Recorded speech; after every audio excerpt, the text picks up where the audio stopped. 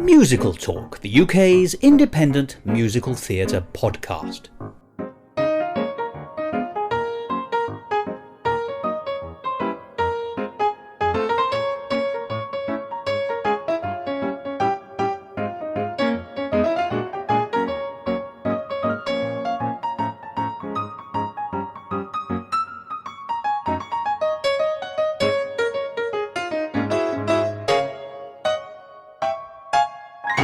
Hello, and welcome to another edition of Musical Talk. I'm Thos Ribbits.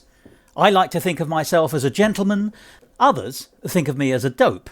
And if you recognise that reference, you know you're Rodgers and Hammerstein. And so you should, because Rodgers and Hammerstein are two of the most important writers of musical theatre from the 20th century. They literally changed the way that musical theatre operated halfway through. And their songs are still sung today and are known by everybody. Almost everybody has seen The Sound of Music, Oklahoma, Carousel, all of these great musicals. They've all been a part of our lives since they were first written from the 1940s onwards. But whilst some of those songs are monumental anthems, which, as I say, everybody knows, there are still several shows in the Rodgers and Hammerstein canon which are more obscure.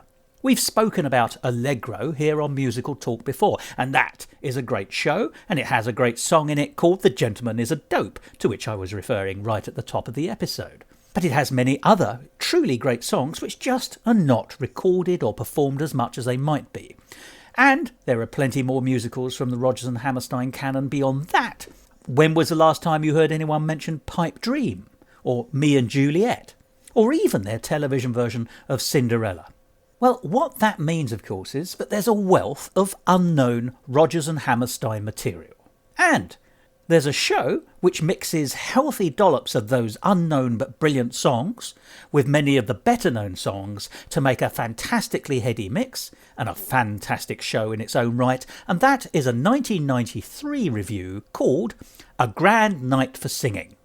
And in case you're wondering why I'm telling you this, it's because there's very shortly going to be a chance to see this show, this review of Rodgers and Hammerstein songs, at the Edinburgh International Festival in August. In fact, between Sunday the 8th of August and Friday the 13th of August. And the details are available on the Edinburgh International Festival website, which you can find at www.eif.co.uk. And I'll mention that website again at the end of the episode. So, if you're astute, and I know you are because you're listeners of Musical Talk, you'll know full well that today we're going to be talking principally about this fantastic review of Rodgers and Hammerstein's songs, which is called A Grand Night for Singing. But we have a real treat for you today, because one of the people who's appearing in that is musical theatre royalty Kim Criswell, who's had an astounding career on both sides of the Atlantic. We're very lucky that the United Kingdom is where she calls her home now, but she hails from Tennessee in America. And she has had success after success after success, both here and there, and the reason for that is because she's wonderful. And I can tell you that's the case, because I've had the privilege of talking to her for Musical Talk, as you're about to hear. Sometimes you meet someone and they are just lovely to talk to. In fact, once we started, it was almost impossible to bring the conversation to an end. And it was one of those conversations that I really didn't want to bring to an end, because everything that Kim said was fantastic. She's a marvellous performer, but she's a great entertainer even on the telephone. So let's waste no more time with me chattering away, and let's instead listen to that conversation I had very recently with Kim Criswell, who's performing in and staging A Grand Night for Singing at the Edinburgh International Festival. I know you're going to enjoy this conversation with Kim.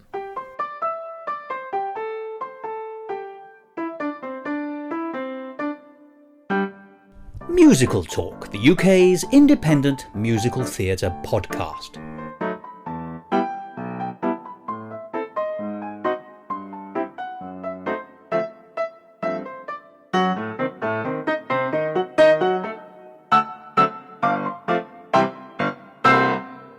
Kim, thank you. Can I start off by saying that this is actually a huge honour for me, because I think that you are show business royalty, particularly in the world of musical theatre. It's quite as I say, it's nothing more than an honour to be talking to you today. Well, thank you. There are not many of us from Tennessee who could be considered any kind of royalty. So I'll take that. I'll get my tiara out and I'll try to dust it off.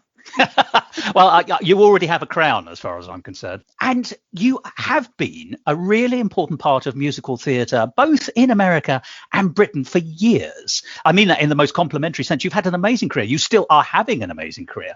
And you're, I think, a proper name. And people know you and they like what you do, and they've always liked what you do. And although your career has been so varied, so many different shows.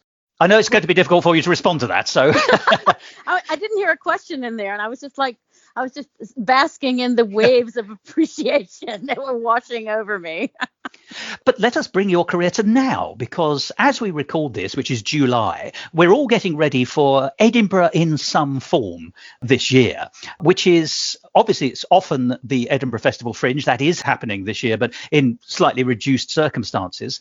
But the International Festival in Edinburgh is also taking place, but obviously in a very different way to the way it would normally take place. And you have a show which you are not only in, but you're staging as well. And that's something we'll be talking about later. But this is the marvellous Rodgers and Hammerstein review, A Grand Night for Singing. Yes, we're very excited about it.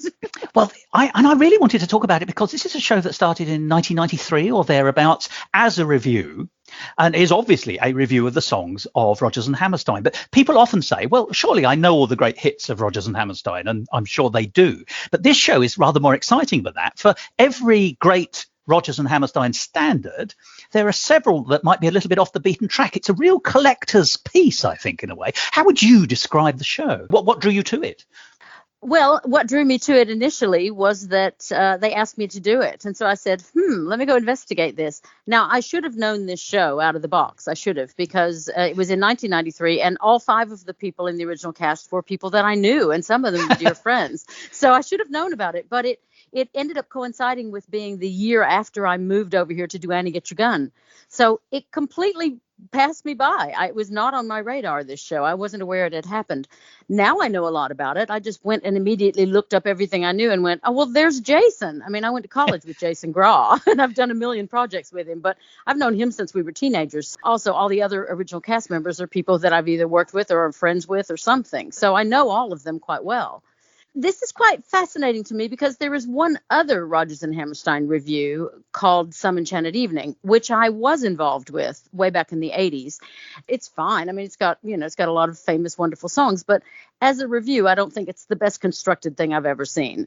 It was okay. It employed me for a while. Well, they're very wise then. Yeah. Do I think artistically it was one of the best things I've done? No, I wouldn't say that. However, this one is artistically has a lot more to recommend it. They made the choice, Walter Bobby, when he was putting it together, they made the choice to make it be sort of all about the relationship songs. Because, of course, Rodgers and Hammerstein, there's a love story in every Rodgers and Hammerstein piece. And so the focus in this one is on the love songs.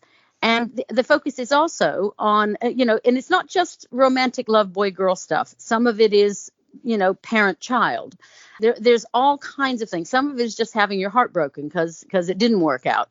It's about all the little things that happen as people go through their life and the people that they love, not all of whom are their children or their partners. So, you won't hear You'll Never Walk Alone. You won't hear Climb Every Mountain. It's not about the big inspirational ballady things. It's really about the interpersonal relationships that turn up in these shows.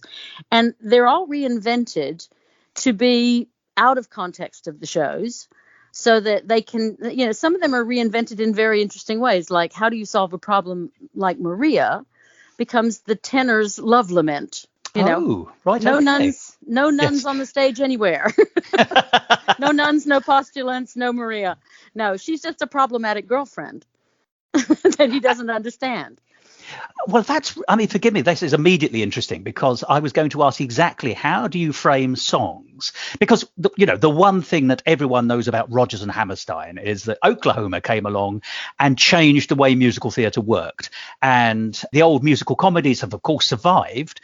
But if you like, the sort of the standards idea, which Sondheim embraces and everyone else, is for an integrated score. And of course, so they were writing all these fantastic songs. But in a plot where often that song had to work very hard to be in that narrative. How easy is it to take a song like that out? When you're writing a standard, if Rodgers and Hart, for example, you can often pluck their songs out and sing them willy-nilly almost. I mean, they're fabulous songs, and I love them and adore them. Rodgers and Hammerstein's songs are harder to do that with. I think you've answered that in a way, but I'd like to explore that a little bit more, that recontextualization, because they don't work so easily outside of some framing device. Well, you have to make some strong choices about who that person is and what they're singing about, and quite specific choices. It's amazing how much an audience can go with you immediately if you give them just the tiniest little clue to tell them where you've gone with this and that it's very different. The other thing about these is that, the arrangements in this one is they're not the expected arrangements. Some of them are, but a lot of them are not. They are very, very reinvented. We do a sort of Andrews Sisters version of "I'm Going to Wash That Man Right Out of My Hair" at the end of a section where we've been hanging out with a couple of guys who are really complete losers. So we sing "I'm Going to Wash That Man," and it goes all Andrews Sisters-y. So it's musically reinvented as well as dramatically. Things are taken out of that context and put into another one that is also familiar and fun but different.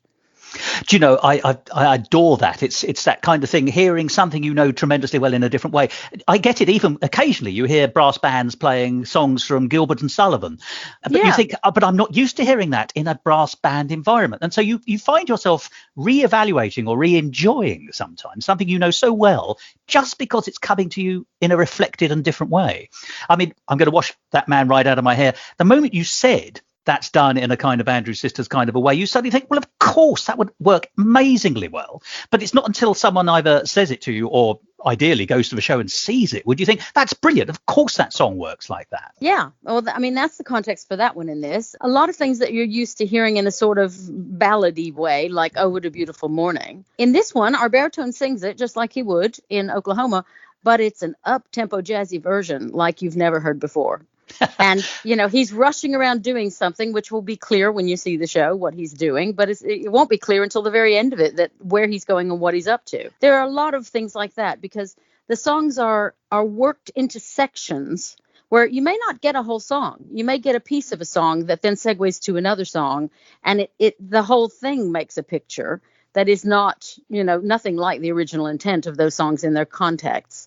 So that one goes into a wedding sequence. For instance, "Oh, What a Beautiful Morning" goes into a wedding sequence. And then we have a whole sequence about, what goes on at a wedding and what goes on, the way the relationships change in that context. That song, there's a song about getting married and all of that kind of stuff. And then after that, we corner the tenor, who's the groom, and mess with him and tell him how he's become boring now that he's married.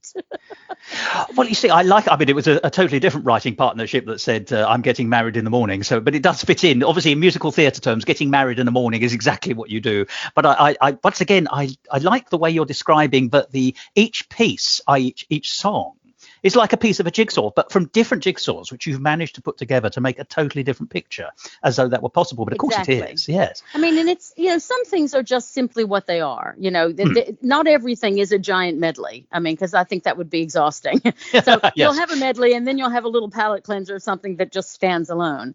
And then you'll have another little sequence where the things are related. It's essentially about all the ways in which we, spend our lives trying to find love. And there's a lot of trial and there's a lot of error before you actually find something that works.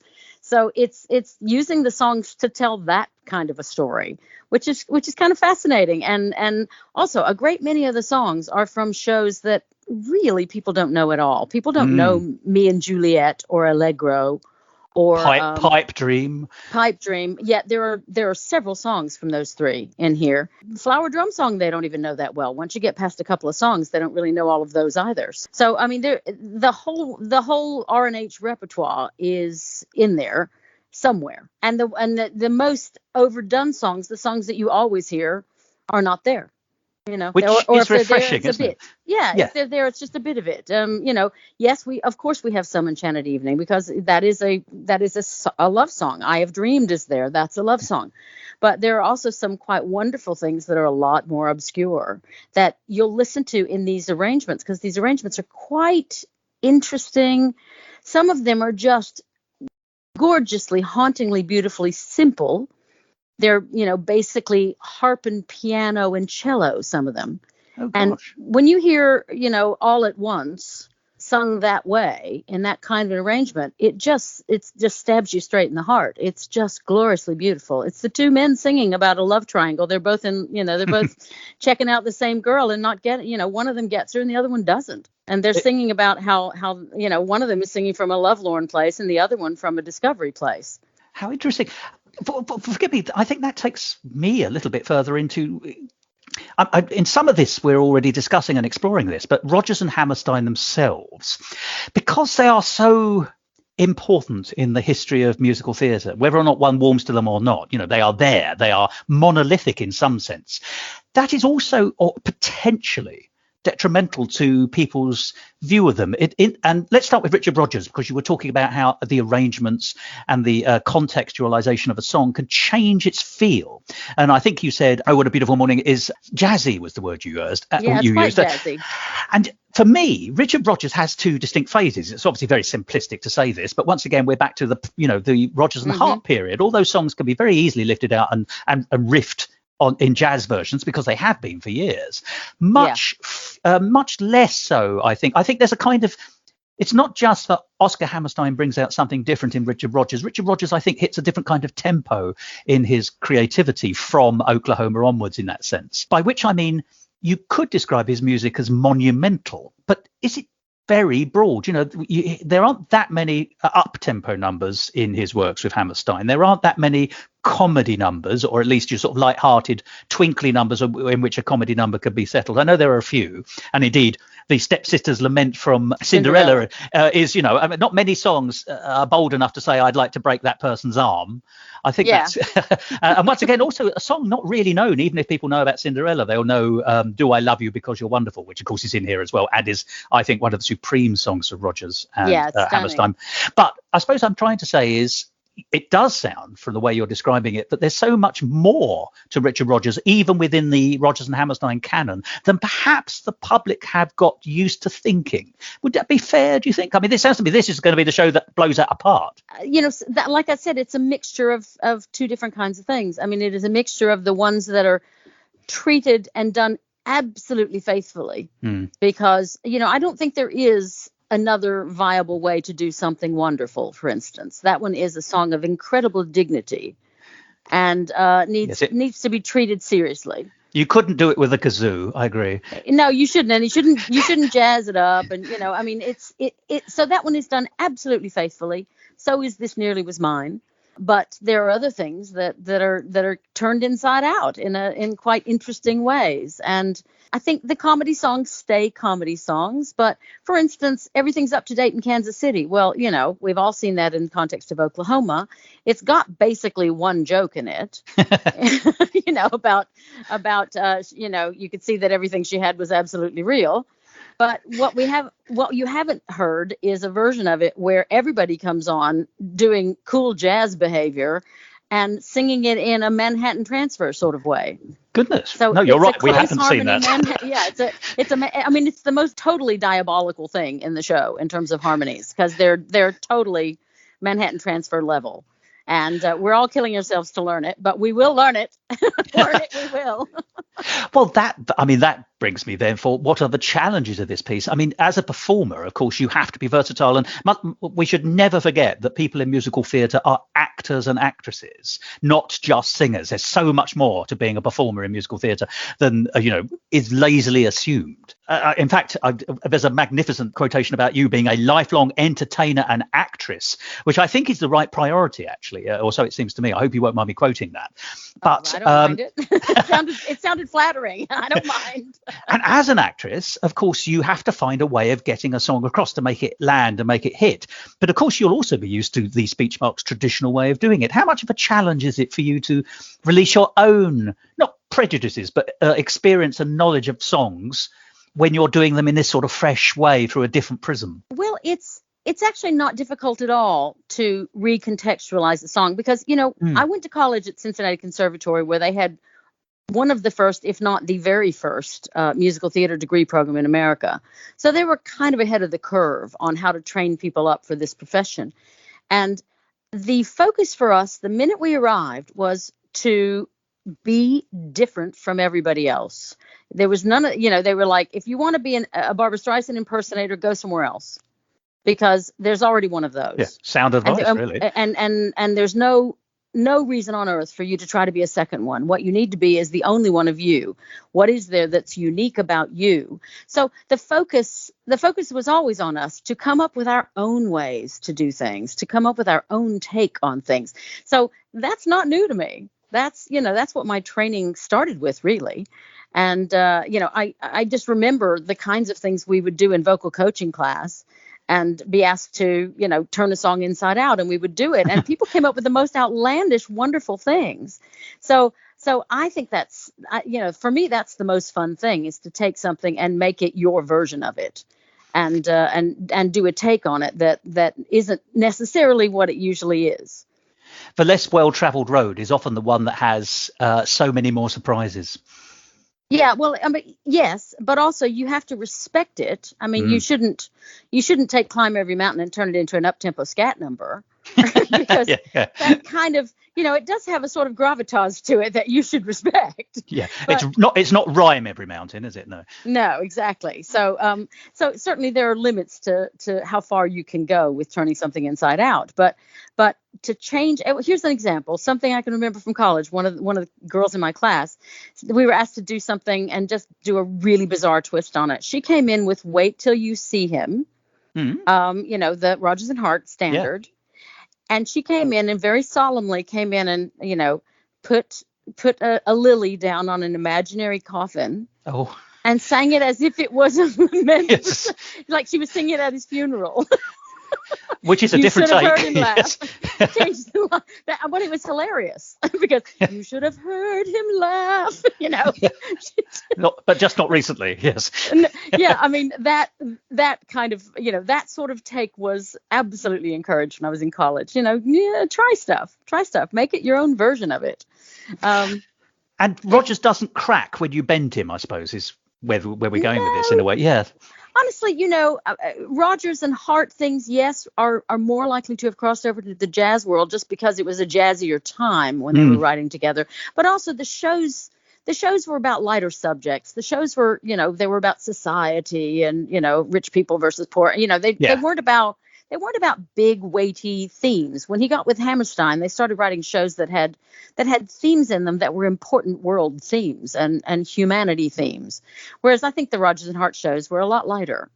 Ephemeral, yes. Yeah. They were light entertainments. And so the books haven't survived in the way that the Rodgers and Hammerstein books have, and the stories and the stories they're telling they're just a bit more coherent than the Rodgers and Hart ones were.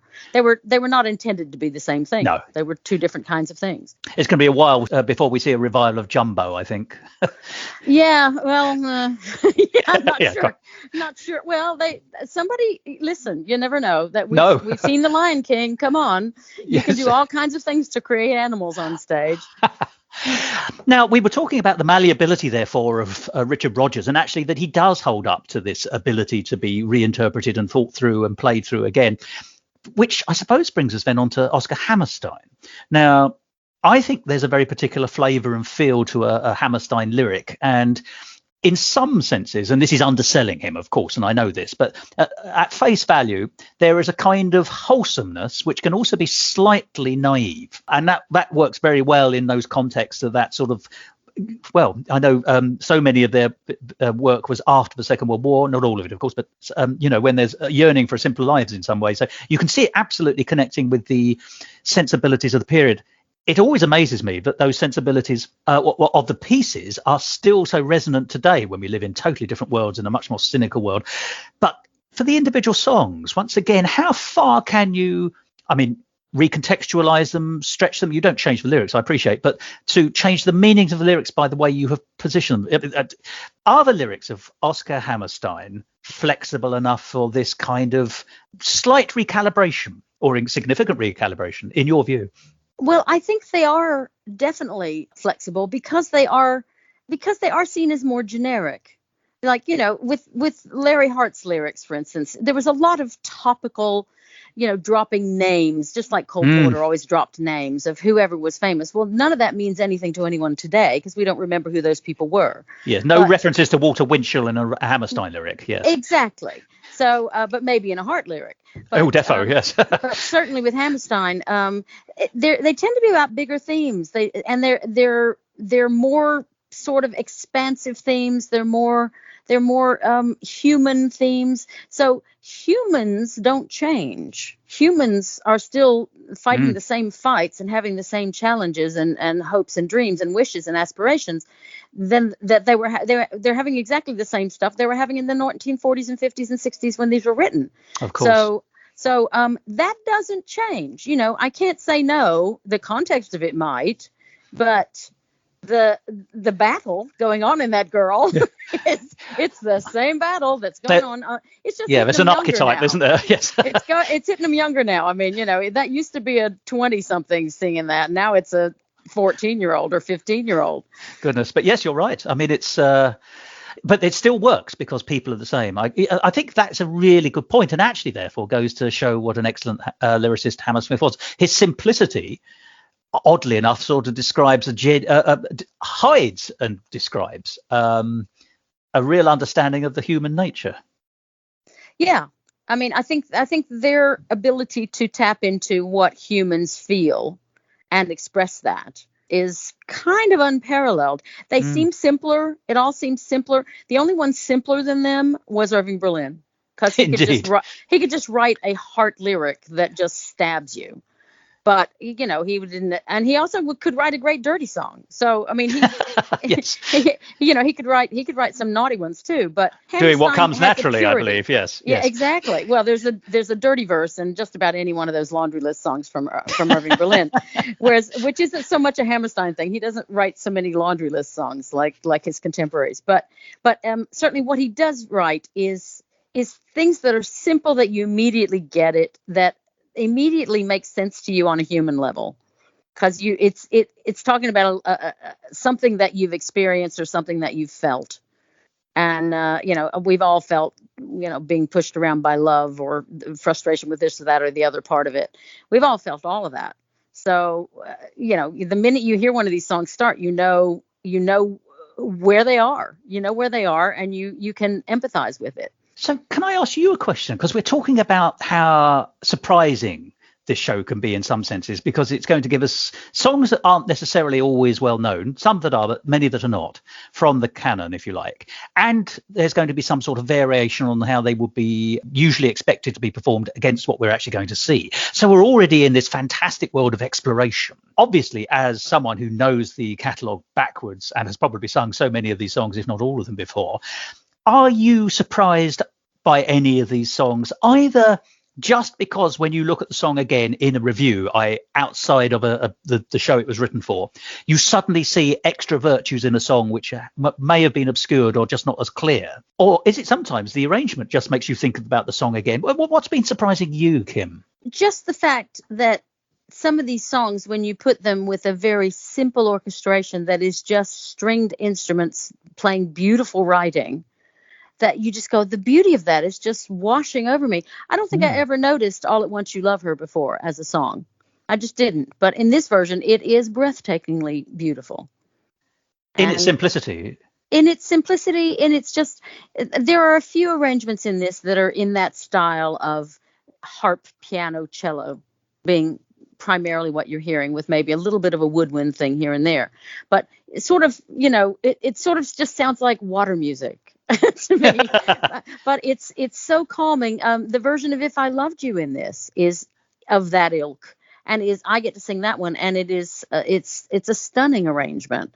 They've dropped the key, so it's not about high notes. It's just about the beauty of that line.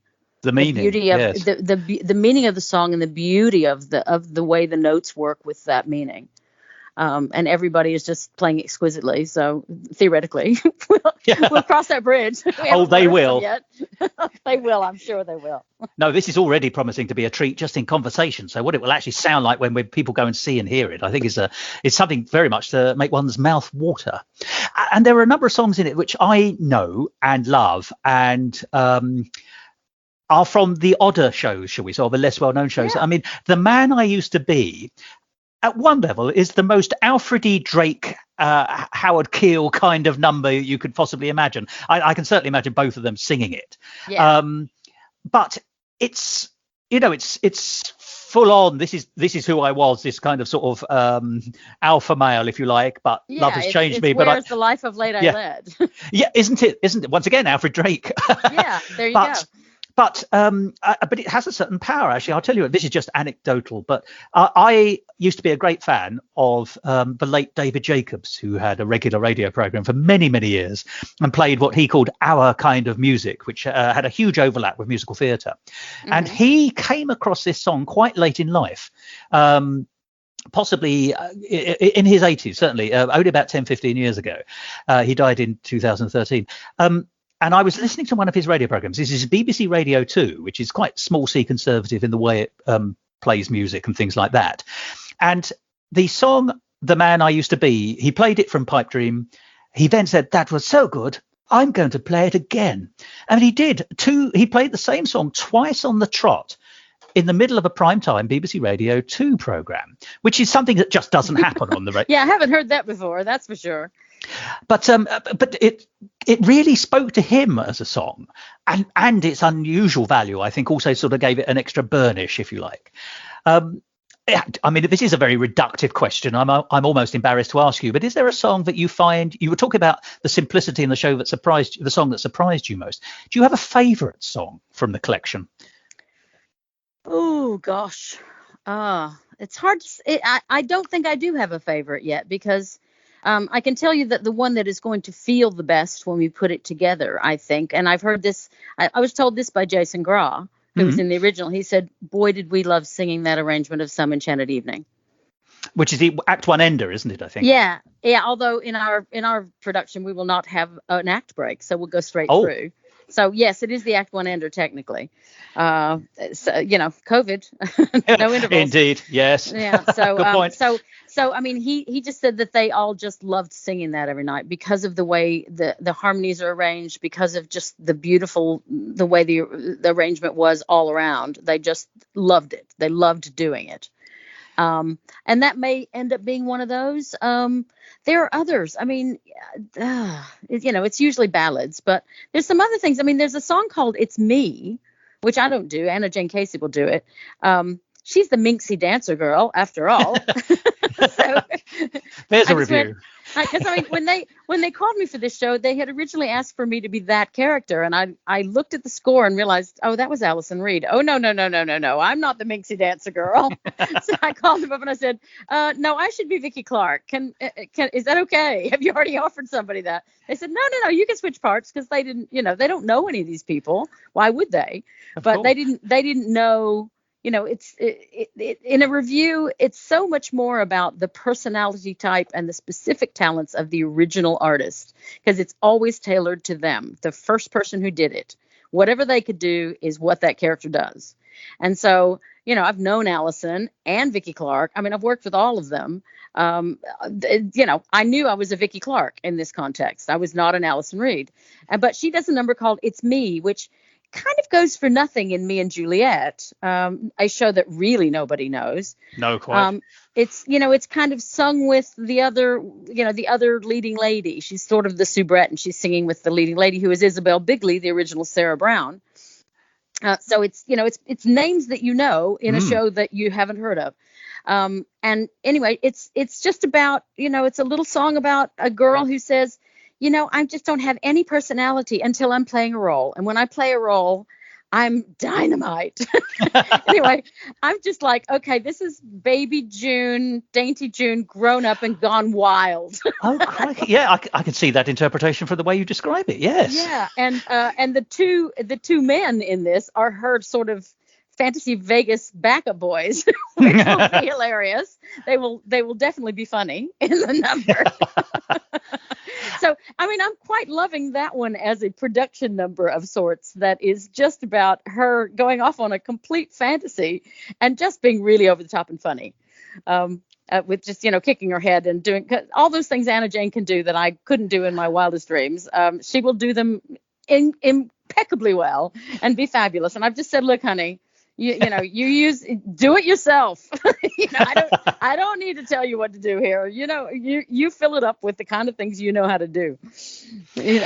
Well, I think that brings us very nicely to the fact that you are not just performing in this show. A Grand Night for Singing is being staged by you as well, isn't it?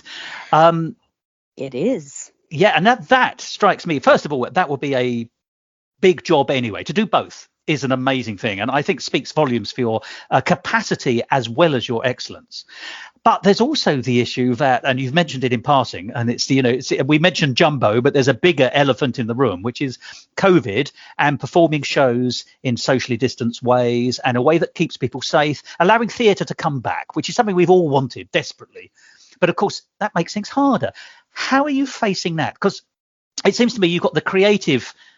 We all know there's sweat and perspiration in staging and performing.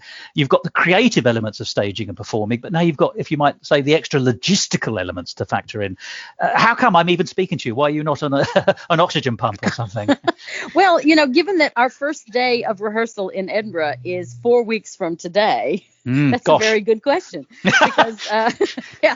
I'll send you some aspirin later if you like. Yeah, exactly. No, honestly, the COVID aspect of it is the biggest question mark because we just don't know what the rules are going to be. In the meantime, I mean, it may be as severe as we cannot be within 2 meters of each other on stage. I certainly hope that's not the case because certainly in the West End, nobody is doing that. No, quite. The stagings of things are, they're being staged as per normal. The ways in which they're kind of taking care of the COVID aspect of things is they're being regularly tested. And, I have a producer friend who's producing Heathers, for instance, in the West End. And of course, most of that cast is very young. So they aren't doubly vaccinated because they haven't got to them yet. They're in their 20s. Yes. So they won't have gotten to all of them. So he says, I just put pressure on. It was Paul Taylor Mills. I called him and I said, what are you guys doing? What are the official rules? How do you handle the rehearsals and all this? He said, well, the staging is the staging. It's not altered for COVID. He said, and in the rehearsal room, it is very much, if you would feel safer wearing a mask, wear one. If you want to stay a bit further apart while we rehearse this, that's fine. There's plenty of hand sanitizer to go around. There's, every attempt to get great ventilation and all of that. But the reality is the testing is what they're dependent on. The testing is twice a week. He said, I tell them when we start, okay, here's the deal. You're going to be tested twice a week. You will then have to call the company manager and tell them I tested negative. If you call them and say I tested positive, the show closes and nobody gets paid and it's your fault. So don't get COVID. Yeah. Just don't get it. So basically there's a lot of pressure on them to use their heads and have a sense of community responsibility about it and not go out, getting drunk and hanging out in bars with a bunch of strangers where you might catch it. Because the whole show is depending on each person. And can I say many other things, by the way? Sorry. Yeah. I mean, the whole show is depending on each person. But that is how the West End is currently operating. They are all kind of going along those lines. He said, the guidance from the government is quite gray. There's no hard and fast rules that they're being forced to adhere to. So Scotland is a different kettle of fish. They have their own rules about things, but it is still all the UK. So I'm hoping that we can, that I don't have to devise a way of doing Shall We Dance from 2 meters apart. Yes, yes, quite. Or sing a song now called Love Walk Away. Yeah, exactly. Yeah, I mean, I don't know. I mean, the problem is, the guidance that's coming out today, none of those rules will change until, another week or two down the line. And whether they change in time for us, I do not know. What Scotland will do in response to what they're saying here, I also don't know. There's a lot we don't know. I do know that my baritone is in Germany rehearsing an opera. We're supposed to be rehearsing in town on the 13th, 14th, and 15th, but currently he's supposed to fly over and go into 10-day quarantine. Oh, gosh, which he can't do because he has to go back and rehearse again. Gosh, it's very logistically difficult, isn't it? Yeah, it's impossible unless he can see, there are all kinds of waivers being done, but not for artists. They have all kinds of waivers for lorry drivers. And they all have waivers. Football players, I rather think, as well. All kinds of football ones, which is, honestly, I think the business is at the breaking point with putting up with that without just screaming at the top of our lungs. Because you know what? If we all get going and we all scream at the top of our lungs, we'll make a big noise. And it will sound wonderful, by the way. Yeah, we'll do it in tune. Yes. I think we're all equally fed up with the idea that certain sectors are getting all kinds of freedoms that we're not allowed, and yet we're bending over backwards to make it as safe as possible in every situation where you enter a theater. I mean, literally at the festival, they're building stages outside. Indeed. They're actually building 3 giant venues outside so they can go ahead with the festival. They're not even attempting to be inside. So, I'm just hoping that on the stage we can actually behave as normal. But it's up in the air. I don't know.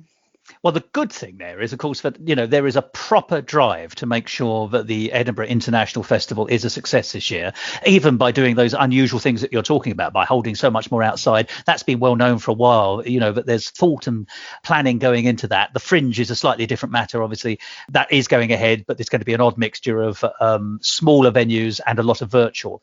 But yes, no, I agree with you. I can see that must be such a terrible nightmare for you. But also, I admire your fortitude. You're keeping on top of things. Because before we started recording this interview, I know that you're making sure that you're staying abreast of all the latest developments in the various nations across the United Kingdom, where rules are at slightly different speeds and paces. And you've got to, I suppose, that's your sort of producer hat, isn't it, that you're wearing there rather than your performer hat? Well, I mean, the producers are the ones who really have to worry about it, but it does directly affect me what the rules are that we're stuck with. I mean, if I am responsible for staging this, and actually I'm staging it with Anna Jane, because with her dance ability, anything that's a dance step, I'm going to go Anna Jane. On you go. Sort it. We'll do it together. We've worked together so many times that we know each other inside out, and I think it'll be fairly seamless as to trying to figure out even who did what, but. Bottom line is we both have taken on the responsibility for making sure this thing gets on its feet, and the things that should be choreographed a bit will be. We're hampered somewhat by not having nearly as much rehearsal time as you normally would for this show. But I think we can manage it. Everybody is off on their own, learning their music and doing a good job of it. I'm having, the most funny thing that's going on is I'm having rehearsals in my back garden. Because it's COVID safe. So, there was one with Damien last week where I had bought a gazebo and put it up the night before, and it fell down in the middle of the night. Yes. So it's like, okay, it's a little haphazard doing things in your garden. So things can happen when the children are asleep, ho-ho. Oh, indeed. When the children are asleep, that happened. I know I heard a terrible crunching noise and thought, that doesn't sound good. No. But on the other hand, full marks for trying, and how wonderful for your neighbours to get sort of basically free shows. Yeah, well, what they're mostly getting is a bit of everything's up to date in Kansas City. No, that's my note. Plunk my note. It's not that interesting yet. I promise you. But you are going to single-handedly raise the values of the property in your local area, I have no doubt. Well, I hope so eventually. Well, and the other thing that's hilarious, I mean, he has nothing to do with this project, but he's a neighbor and a friend because John Wilson lives like a 10-minute bike ride from here, and he's forever traipsing by on his bike and going, "Ooh, stick your head out. Can I come around the garden?" So he said, "Oh, I'll come and play for you guys if you're rehearsing in the garden." I'm like, I got a big picture of him actually doing it, but yeah, come on by. We can use a pianist. John Wilson, as in the conductor, and goodness me, and he knows all of us. I mean, he's I met Damien humbly and Richard Morrison, and I met Anna Jane before that, but we've all done concerts with John Wilson together. And I met Danielle Denise when he was doing when he was at Glyndebourne doing the Massenet Cinderella. So we all know each other kind of. John is connected to all of us in one way or another. So it would be quite fun if he came by, because he hasn't seen any of us for a good year. And I mean, he's seen me, but he hasn't seen anybody else. So it'd be quite fun if he came by. I would just pour him a glass of rosé and say, play. Now play. You know, a way to a pianist's heart. Piano. Yes. And I go, I'm sorry, it's an electronic Yamaha keyboard. That's all you can do in the back garden. So just cope with it. But I'm, to be honest, I think there's a show just waiting to happen that you've described here, which is completely unrelated to the one we've been discussing. Getting friends who are performers getting together with a piano, and I think you mentioned the magic ingredient, some wine, would probably go down a treat. Yeah. Well, and the other thing, I mean, we're not going to see Wayne Marshall, who is MDing it. Because he's my recital partner since, for almost 30 years. I've known him since the 80s, actually, but the late 80s. But we're not going to see him until August 1st, because he was just in Berlin conducting the Berlin Phil last weekend. Now he's in Cologne conducting the VDR. I'm not sure what he's doing after that, but he's supposed to be in Rome 3 days before we start in Edinburgh. So he's not even playing our rehearsals because he can't get here because of the quarantine situation. Of course. But also he's got other gigs. So I'm just hoping that he can come straight from Rome to Scotland and not have to quarantine, because that would kind of scupper everything.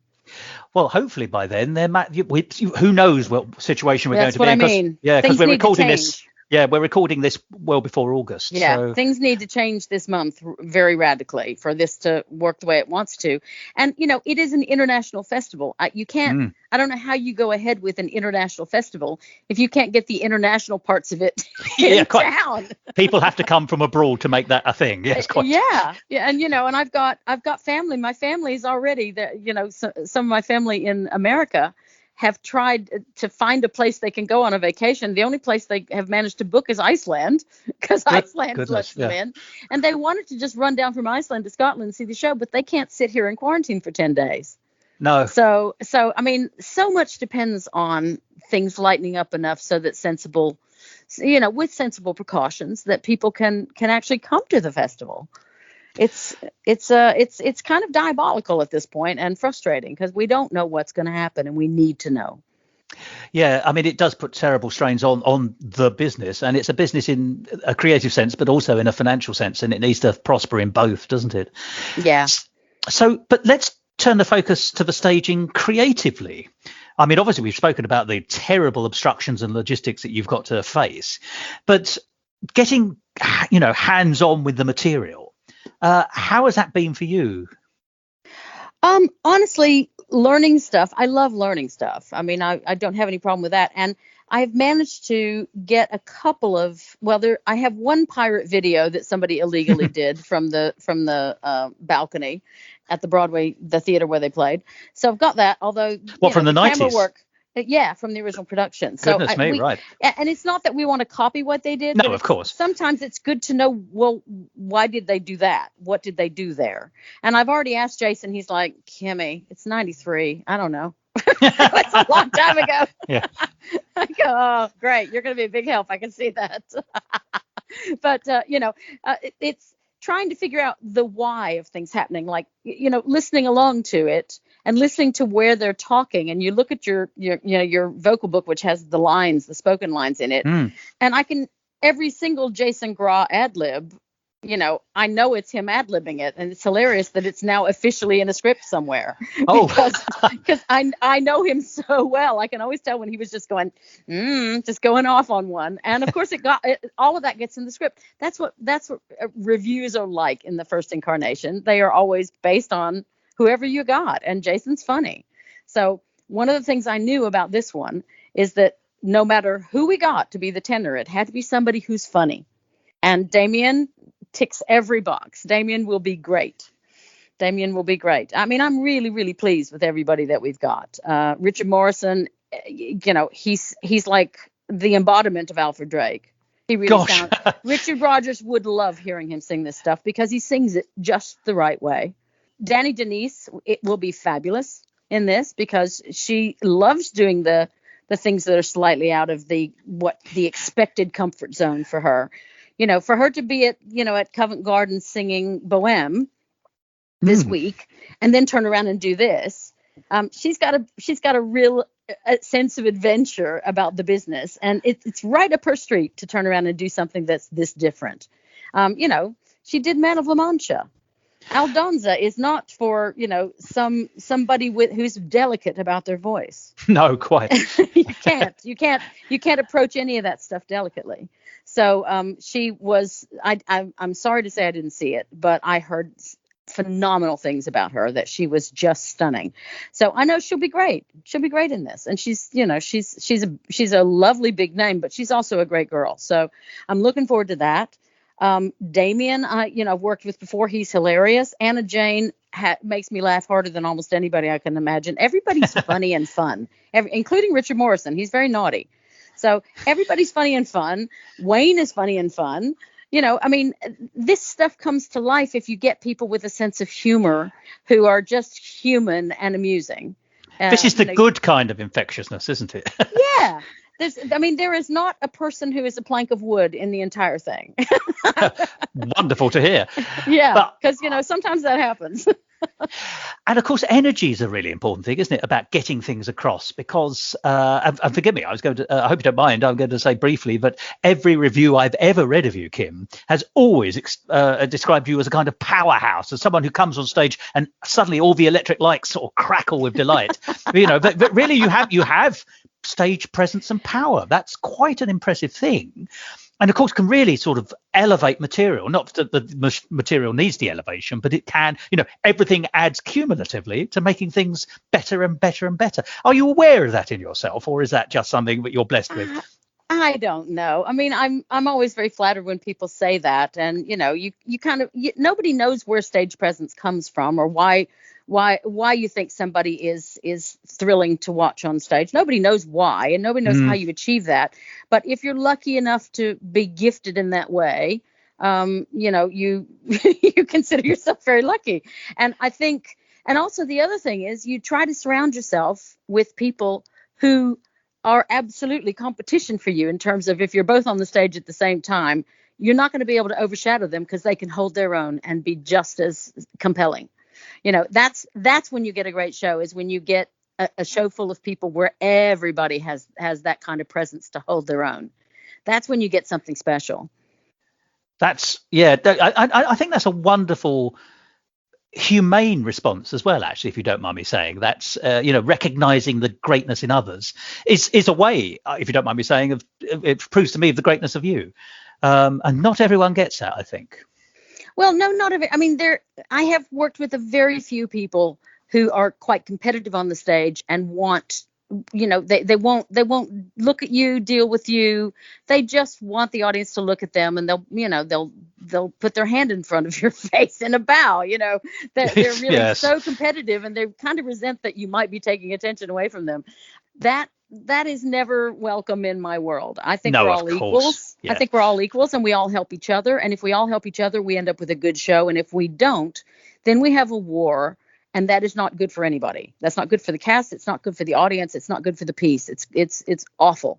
So there are certain people that I can tell you, and I'm not going to tell you who. No, don't. But there are certain people that, because I quite often am asked, who would you recommend for this, this, and this? And if names are run by me, I will say, that person, fantastic, group player, company, absolutely a company person. Then they'll run another name by, and I go, no, that one's a prima donna and a complete pain and is given to tantrums. Stay away. There's some talent there, but it's not worth it. Who needs high maintenance? I couldn't agree more. Yeah, high maintenance it's just not worth it in this day and age. And quite often, longevity in this business has to do with not being high maintenance. Honestly, that comes back on you in this business. You really can't behave badly. You have to be a team player. And if you have a director that you disagree with and they want you to do something, you have to give it the best shot you've got to try to make it work. And then if you go to them and say, I can't make that work, and they say, do it anyway, you have to do it anyway.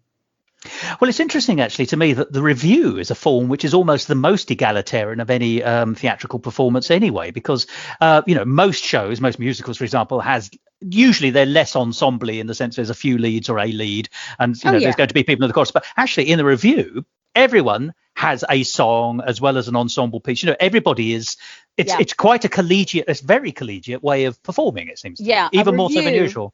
Yeah. A review. I mean, for anybody to ever say in this review we have a star and 4 people who aren't stars, there is no review that's written for that. They're all written for 5 equal people or 6 people, equal people, however many there are. They are equal roles. Everyone's track is meant to be equal in terms of the variety that they have to show, getting to have an important ballad, but also to have, comedy numbers that show them off. Everybody should have an equal amount of material and an equal amount of focus on them during the show, and moments where they can shine if they can actually work it. So reviews are very democratic. There's no star system in a review. There just isn't. Or conversely, everyone is a star. Well, yeah, everyone is a star. And I mean, I've done a lot of reviews. I've been in a lot of reviews, some of them brand new. There was something called Stardust that I did first off Broadway and then on Broadway with Jason Graw in the cast, along with other people from CCM where I went to college. And it was the music of Mitchell Parrish, which nobody can remember who that is, but he wrote Stardust. He wrote Deep Purple. He wrote the lyrics to all these, Hoagie Carmichael and writers like that, and Leroy Anderson. So it was quite an interesting review.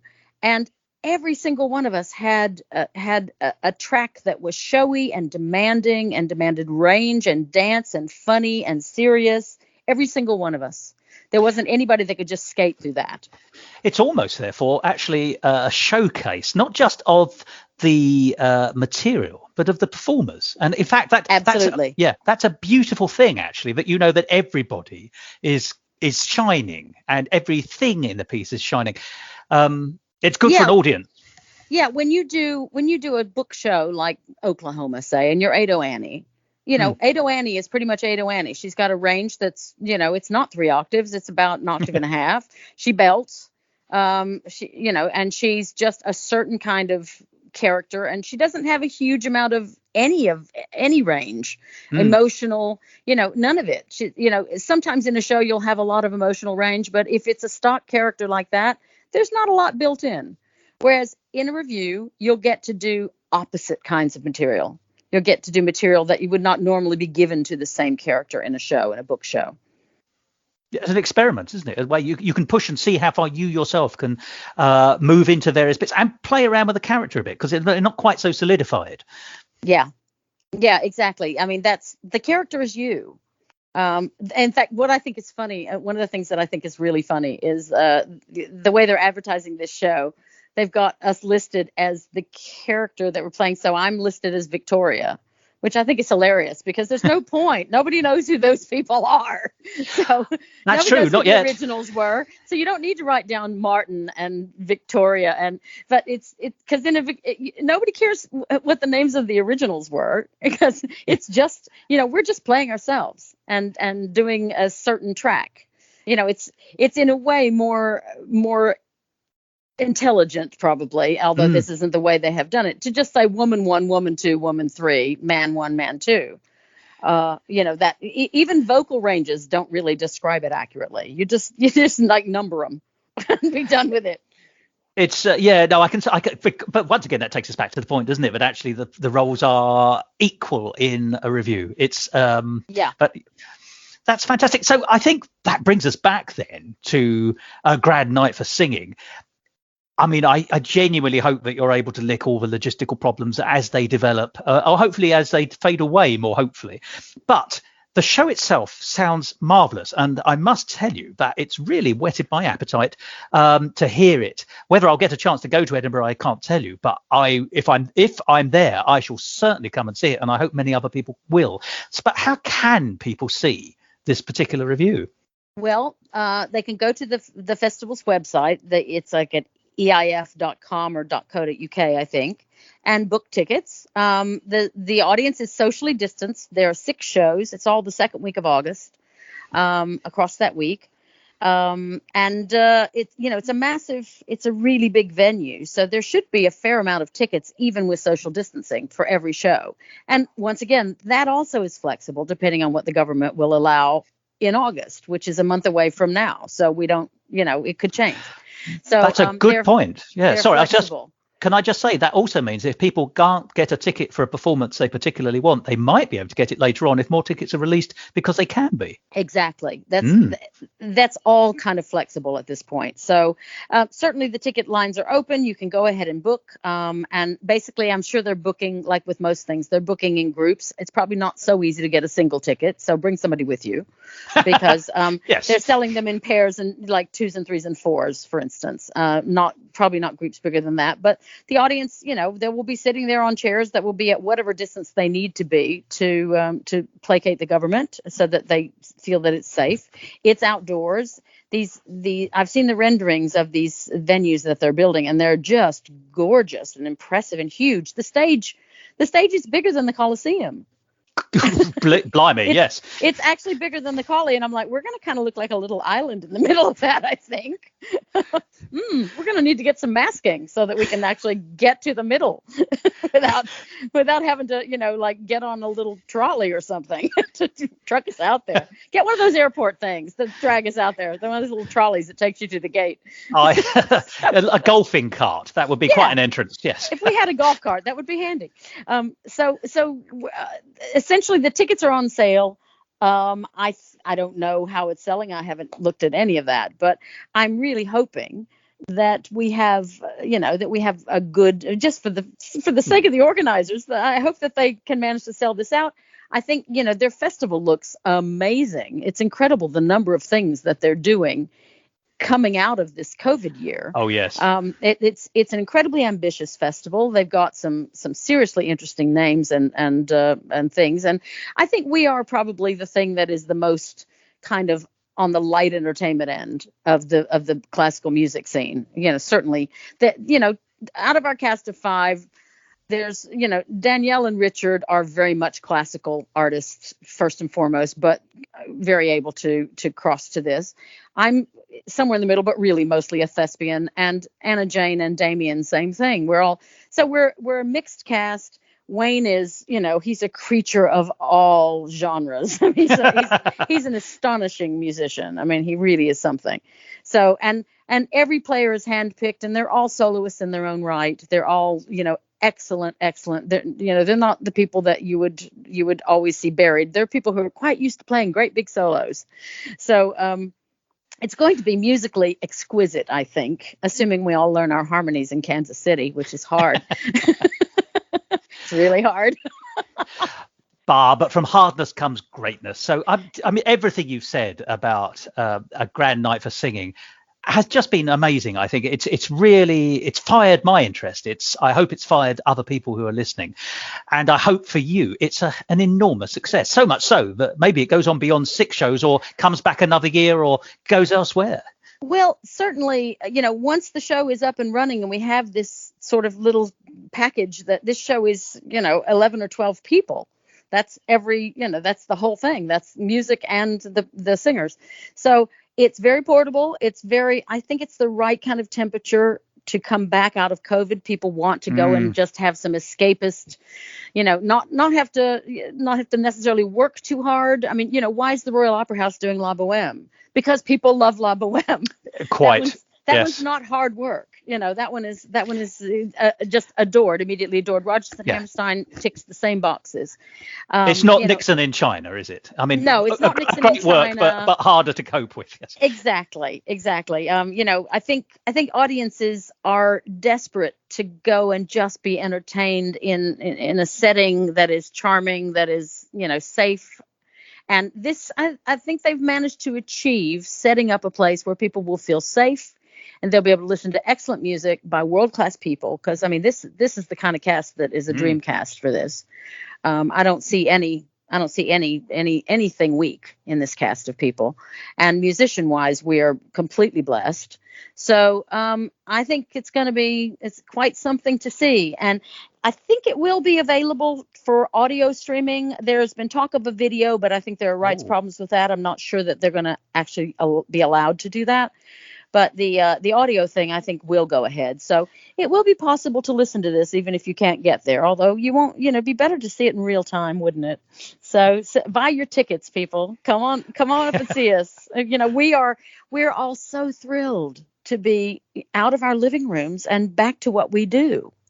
We are just full of gratitude at the opportunity and we'll be giving it our absolute best. So I hope that there's an audience that comes prepared to take that on, and they're coming to fill in the holes of their life from the last year. That lack of live entertainment is, we're all just getting to be brain dead from watching TV. We need something else now. I agree with you. I think this is going to be the perfect return for theatre for a lot of people, a lot of punters. And that is exactly what the world needs now. In fact, I think I go so far as to say it sounds like a real nice clam bake, and I'm sure everyone will have a real good time. Real good time, yeah. Now, Kim, thank you so much for talking to me today, particularly about this show, which I can hear that you're putting your heart and soul into and will be an enormous success. But mostly, thank you so much for giving me so much of your time at this time where you are juggling so many balls. Oh, well, I'm mostly juggling feeding the cats and trying to keep the rug vacuumed, which is I'm not really winning that one, I got to say. The cats do get fed, though. Yeah, leave the rug till you get back from Edinburgh. That's what I say. Yeah. I mean, it's like, who was it that said, Quentin Criswell, I think, that said, after the first 7 years, the dirt doesn't really get any worse. That's a motto that I could live with. I could take that one on. So, Kim, once again, thank you for all your time. And I look forward to not just hearing the show, if I can, or seeing the show, hopefully, God willing, but reading the fantastic response from the public, because it's undoubtedly a great thing to be going back to theatre to. Well, thank you very much for having me on. And I hope that everybody that comes to it enjoys it as much as we're going to enjoy doing it. So please come on by. See you later. Thank you. Musical Talk. And that was the fantastic Kim Criswell. She was so generous to me with her time and her anecdotes and, as you heard, her enthusiasm. She has so much to say, and I hope that she and I are going to have an opportunity again in the future to talk about her career, which is simply astounding. Just looking at it on paper is something which is amazing, and an area I'd like to discuss more with her. But for the time being, of course, she's rather busy, as you've heard, because she is preparing for that production of A Grand Night for Singing, this marvellous Rodgers and Hammerstein revue featuring so many of the songs which are a little bit obscure, and yet, I think, actually the best songs in the Rodgers and Hammerstein canon. As Kim said, it's available for seeing in a genuine theatrical environment. It may have virtual opportunities, but if you can see it in Edinburgh, you really should seriously think about it, because going to the theatre is a wonderful thing and something we've all missed terribly these last 16 months. And this is a chance to go back to theatre as an audience member with something really amazing. To find out more about A Grand Night for Singing, go to the Edinburgh International Festival website. That's www.eif.co.uk. And there you can book tickets for that review, which is in performance between the 8th and the 13th of August. It's going to be held at the Edinburgh Academy Junior School in a specially built venue outside, and therefore as safe as it's possible to be. And as you heard in that conversation, as situations change in relation to COVID restrictions, it may be that more tickets are released. So do keep trying if you can't get a ticket on your first attempt. And if all else fails, or you simply can't get to Edinburgh, keep an eye on that website as well, as there may be an opportunity to enjoy the show in some virtual form. But of course, the real joy of theatre, as we know, and as we've missed, is in its live performance version.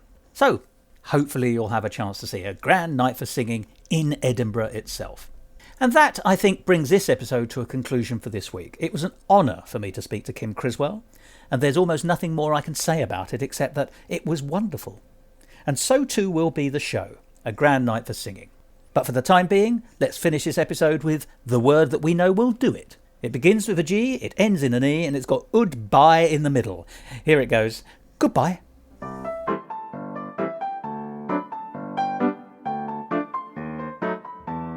This episode of Musical Talk, presented and edited by Thos Ribbits. Copyright Musical Talk 2021.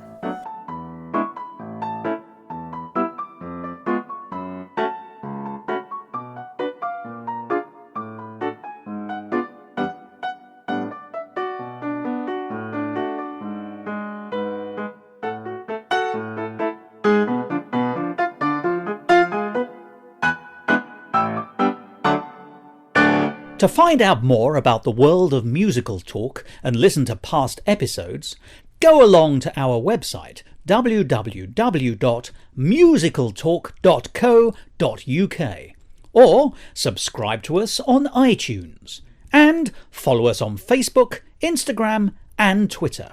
And if you want to follow me on Twitter, you can at musicaltalkthos. I'm just wondering, is Hammersmith? Listen to me. Is Hammer? I'm living in a different world. Rodgers and Hammersmith is yet to be created, I think.